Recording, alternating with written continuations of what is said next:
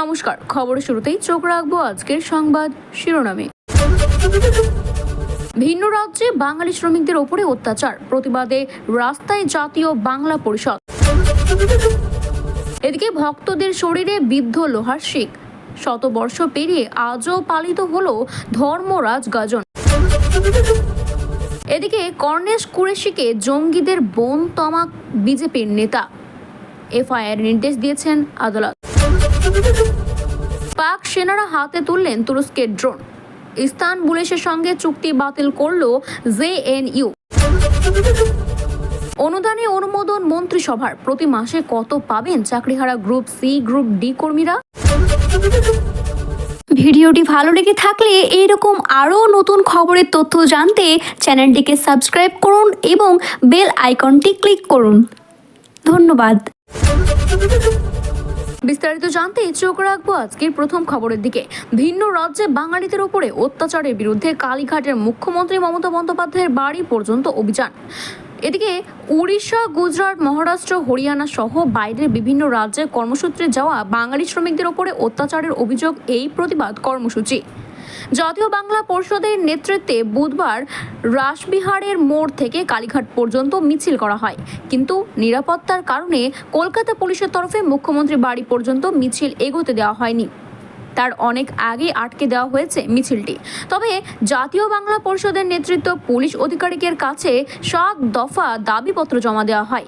এই নিয়ে জাতীয় বাংলা পরিষদের সভাপতি তথা চিকিৎসক অরিন্দম বিশ্বাস বলেন, বাঙালিরাই যে ভিন রাজ্যে কাজে যাচ্ছেন এমনটা নয়। এই বাংলায় বিহার, উড়িষ্যা, গুজরাটি ভাষা বহু মানুষ কাজ করে। তারা আমাদের আপ্যায়নের যত্নে নিজেদের আয় রোজগার করছে, তাতে আমাদের কোনো অসুবিধা নেই। কিন্তু ভিন্ন রাজ্যে বাংলাভাষীদের ওপরে কেন আক্রমণ করা হচ্ছে? এবার যদি আমরাও বাইরের রাজ্য থেকে আসা শ্রমিকদের রুজিরুটি বন্ধ করে দিই তাহলে কেমন লাগবে? এই নিয়ে রাজ্যের রাজনৈতিক দলগুলিতে নিশানার কারণে চিকিৎসক অরিন্দম বিশ্বাস। তিনি বলেন, রাজ্য সরকার সহ রাজ্যের সব রাজনৈতিক দলগুলিকে বলতে চাই, শীত ঘুম থেকে বেরিয়ে এসে বাঙালিদের পাশে দাঁড়ান, বাঙালিদের উদ্ধার করে নিরাপত্তায় উদ্যোগী হন। আর ভিন্ন রাজ্যে যারা বাংলাভাষীদের ওপরে আক্রমণ নামিয়েছে বা আক্রমণ করে চলেছে বা বাংলাদেশি বলে দাগিয়ে দিচ্ছে, তাদেরকে স্পষ্ট বলতে চাই, এই দিন জাতীয় বাংলা পরিষদের যে 7 দফা দাবিগুলি পেশ করা হয়েছে তা পুলিশের হাতে তুলে দেওয়া হয়। জাতীয় বাংলা পরিষদের দাবিগুলি হলো, পশ্চিমবঙ্গের বাঙালিরা যাতে এই রাজ্যের মধ্যে কাজ পান সেটি পশ্চিমবঙ্গ সরকারকে নিশ্চিত করে দেখতে হবে। পশ্চিমবঙ্গে বাঙালিদের রাজ্যের মধ্যে কাজ পাওয়ার সম্ভাবনা বৃদ্ধি করতে সরকারি ক্ষেত্রে 90% এবং বেসরকারি ক্ষেত্রে 80% ভূমি সন্তান সংরক্ষণ নিশ্চিত করতে হবে। পশ্চিমবঙ্গের বাঙালিদের কাজের সম্ভাবনা বৃদ্ধি করতে রাজ্যের সমস্ত পরিষেবা যাতে বাংলা ভাষায় দেওয়া হয় তা নিশ্চিত করতে হবে। পশ্চিমবঙ্গের সমস্ত সরকারি চাকরির ক্ষেত্রে বাংলা ভাষায় লিখিত পরীক্ষা নিশ্চিত করতে হবে। পশ্চিমবঙ্গে বাইরে কাজ করতে যাওয়া সমস্ত বাঙালিদের প্রয়োজনীয় তথ্য সরকারের কাছে থাকতে হবে, যাতে তাদের কোনো বিপদ হলে সরকারের পক্ষে সাহায্য করতে যাওয়া যেতে পারে। এদিকে পশ্চিমবঙ্গের বাইরে কাজ করতে যাওয়া সমস্ত বাঙালিদের রাজ্য সরকারের তরফ থেকে পরিচয়পত্র প্রদান করতে হবে। পশ্চিমবঙ্গ সরকারের তরফ থেকে একটি হেল্পলাইন নাম্বার চালু করতে হবে, যাতে পশ্চিমবঙ্গের বাইরে কাজ করতে যাওয়া কোনো বাঙালি বিপদে পড়লে সরকারের সঙ্গে সরাসরি যোগাযোগ করতে পারে। 150 বছর আগে অবিভক্ত বর্ধমানের রাজা বিজয়চাঁদ মহতাব হাত ধরে দুর্গাপুরে আমরাই গ্রামে বুদ্ধ পূর্ণিমা তিথিতে গাজন উৎসবের সূচনা করা হয়, যা পরবর্তীতে ধর্মরাজ গাজন নামে পরিচিত পায়। এই গ্রামীণ রাজ্যে গাজন আজও ভক্তি এবং নিষ্ঠার সঙ্গে পালন করা হয়ে আসছে। ভক্তরা লোহার শিক সারা শরীরে বিদ্ধ করে গ্রাম প্রদক্ষিণ করেন, পাশাপাশি চরকা গাছ প্রদক্ষিণ করেও এই উৎসব পালন করা হয়। গ্রামবাসীদের তরফে জানা গিয়েছে, 1881 খ্রিস্টাব্দে জন্মগ্রহণ করেন অবিভক্ত বর্ধমান রাজ্যের রাজা ধীরাজ বিজয়চাঁদ মহতাব। তিনি 1903 সালে অবিভক্ত বর্ধমান জেলার রাজভবন গ্রহণ করেন। অবিভক্ত বর্ধমান জেলার মধ্যেই সেই সময় অন্তর্ভুক্ত ছিল শাল, পেয়াল, বট, বড় বড় আম গাছ দিয়ে ঘেরা প্রাচীন জনপদ আমরাই গ্রাম। কথিত ইতিহাস অনুযায়ী বর্গী আক্রমণের সময় অম্রকুঞ্জে এসে আত্মগ্রহণ করেছিল রায় পরিবার, আর সেই থেকে এই গ্রামের নামকরণ দেওয়া হয় আমরাই। তবে আমরাই থেকে অপভ্রংশ গ্রামের নামে বানান বিধি হয় আমরাই। বিজয় চাঁদ মহতাবের সময় আমরাই গ্রামে জমিদার ছিলেন চট্টোপাধ্যায় পরিবার। সেই সময় এই গ্রামের রাজার নির্দেশ অনুযায়ী মাটির ধর্মরাজ মন্দির সহ তৈরি করা হয় শিবের গঙ্গাধর মন্দির। কর্নেল সোফিয়া কুরেশির বিরুদ্ধে মনহানিকর মন্তব্য করে বিতর্কে জড়ালেন বিজেপির শাসিত রাজ্যের মন্ত্রী। তার মন্তব্যের পরিপ্রেক্ষিতে শতপ্রণোদিত পদক্ষেপ করল মধ্যপ্রদেশের হাইকোর্ট। বুধবার মধ্যপ্রদেশের মন্ত্রী কোনওয়াল বিজয় শাহের বিরুদ্ধে এফআইআর করে মামলা দায়ের করার নির্দেশ দিয়েছে আদালত। তার বিতর্কিত মন্তব্যে দেশ জুড়ে শোরগোল পড়ে গিয়েছে। কংগ্রেস অবিলম্বে ওই মন্ত্রীকে বরখাস্ত করার দাবি তুলেছে। মন্ত্রী কোনওয়াল বিজয় সহ কর্নেল কুরশি ও তার যমজ বোনকে জঙ্গিদের বোন বলে অভিহিত করা হয়েছে।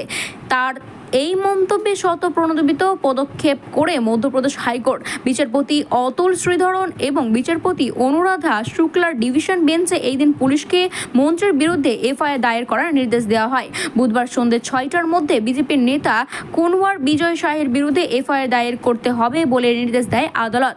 এফআইআর দায়ের হলে তা আদালতকে জানাতে হবে। বৃহস্পতিবার সকাল 10:30 এই মামলার পরবর্তী শুনানি হয়। চাপের মুখে বিজয় শাহ জানিয়েছেন, তার মন্তব্যে যদি কেউ আহত হয়ে থাকে তাহলে তিনি 10 বার ক্ষমা চাইতে প্রস্তুত। তিনি আরও জানান, কর্নেল কুরেশি তিনি তার বোনের থেকেও বেশি শ্রদ্ধা করেন।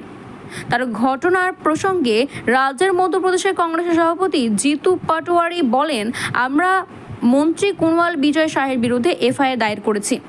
প্রধানমন্ত্রী নরেন্দ্র মোদী দেশের সেনাবাহিনীর বীরত্বকে স্যালুট জানিয়েছেন। এদিকে মধ্যপ্রদেশের মন্ত্রী সেনা আধিকারিকরাও তার বোনকে অপমান করেছে। বিজেপি এখন নীরব কেন এই মন্ত্রীকে 24 ঘন্টার মধ্যে বরখাস্ত করা হলো না? আমরা দেশের সব থানার কোনওয়াল বিজয় শাহের বিরুদ্ধে এফআইআর দায়ের করব। পাকিস্তান এবং ভারতের উত্তেজনার আবহে তুরস্কের ইনোনু বিশ্ববিদ্যালয়ের সঙ্গে মৌ চুক্তি বাতিল করল জওহরলাল নেহরু বিশ্ববিদ্যালয়। জাতীয় নিরাপত্তার কথা বিবেচনা করে এই সিদ্ধান্ত নেওয়া হয়েছে বলে এই বিশ্ববিদ্যালয় সূত্রে জানা গিয়েছে।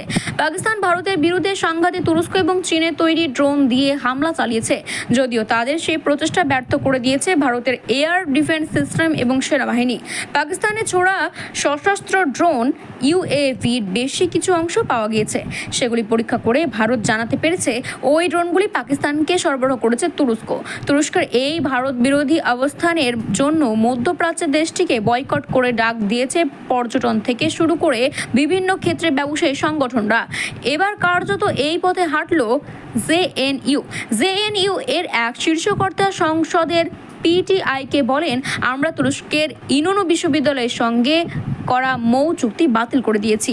এই চুক্তি আয়তায় দুই বিশ্ববিদ্যালয়ের মধ্যে অধ্যাপকের আদান প্রদানের পরিকল্পনা ছিল। পাশাপাশি দুই দেশের পড়ুয়ারা দুইটি বিশ্ববিদ্যালয়ে পড়ার সুযোগও পেত, কিন্তু এখন তা আর হবে না। চলতি বছরের 3 ফেব্রুয়ারি এই চুক্তি করা হয়েছিল। এই দুই দেশের সংস্কৃতিতে গবেষণা এবং শিক্ষকদের সহযোগিতাকে শক্তিশালী করতে ভারত তুরস্কের এই চুক্তিটি করা হয়। ইনোনু বিশ্ববিদ্যালয়ের সঙ্গে সে সম্পর্ক ছিন্ন করে জেএনইউ। অন্যদিকে রাজস্থানের মার্বেল ব্যবসায়ী তুরস্ক থেকে মার্বেল পাথর আনতে চাইছেন না। নিয়োগ দুর্নীতি মামলায় চাকরিহারা গ্রুপ সি, গ্রুপ ডি কর্মীদের জন্য রাজ্য সরকারের আন্তরিক সহানুভূতির সিদ্ধান্ত এবার পেল মন্ত্রিসভার সিলমোহর। বুধবার রাজ্যের মন্ত্রিসভা বৈঠকে সিদ্ধান্ত গৃহীত হয়েছে, আপাতত গ্রুপ সি এবং গ্রুপ ডি এই কর্মীদের কত টাকা করে দেওয়া হবে। প্রতি মাসে গ্রুপ সি কর্মীরা 25,000 টাকা করে এবং গ্রুপ ডি কর্মীরা 20,000 টাকা করে অনুদান পাচ্ছেন। মুখ্যমন্ত্রী মমতা বন্দ্যোপাধ্যায় জানিয়েছেন, যতদিন না পর্যন্ত আদালতের চূড়ান্ত একটা নির্দেশ দেওয়া হয় ততদিন এই স্কিম চালু থাকবে। তার নাম দেওয়া হয়েছে West Bengal livelihood and social security interim scheme. দিনভর জল্পনার পরে এই দিন মন্ত্রিসভা বৈঠকের পরে সাংবাদিকদের বৈঠকের মুখ্যমন্ত্রী বলেছেন, চাকরি খোয়া যাওয়া ছেলেমেয়েরা অনেক কষ্টে আছেন, সংসার চালাতে পারছেন না। অনেকে বলেছেন তাদের কোনো দোষ ছিল না, আদালতের নির্দেশে তাদের চাকরি চলে গিয়েছে। আমরা এই ব্যাপারে আদালতের রিভিউয়ের আবেদন করছি, আদালতের চূড়ান্ত নির্দেশের অপেক্ষায় আছি। কিন্তু ততদিন ওরা কি খাবে, কি করে চলবে তাদের? এই মানবিক প্রশ্ন থেকেই এই ইন্টার স্কিম এর পরিকল্পনা করে জানিয়েছেন মমতা বন্দ্যোপাধ্যায়। এই দিন তিনি বলেছেন, এই স্কিমের রাজ্যের শ্রম দপ্তরের আওতায় চলবে। 1 এপ্রিল থেকে এই অনুদান কার্যকর হবে। গ্রুপ সি কর্মীরা মাসে 25,000 টাকা করে, গ্রুপ ডি কর্মীরা মাসে 20,000 টাকা করে পাবেন। উল্লেখ্য, এই অনুদান শুধুমাত্র চাকরি হারানোর প্রার্থীদের জন্য, যারা এখনো আদালতের রায়ে চূড়ান্তে পরিপ্রেক্ষিতে রয়েছেন। মমতা বন্দ্যোপাধ্যায়ের কথায় আদালতে চূড়ান্ত নির্দেশ না আসা পর্যন্ত এই সহযোগিতা জারি থাকবে। যদি কেউ এই অনুদান না নিতে চান, সেটি তাদের নিজস্ব মতামত।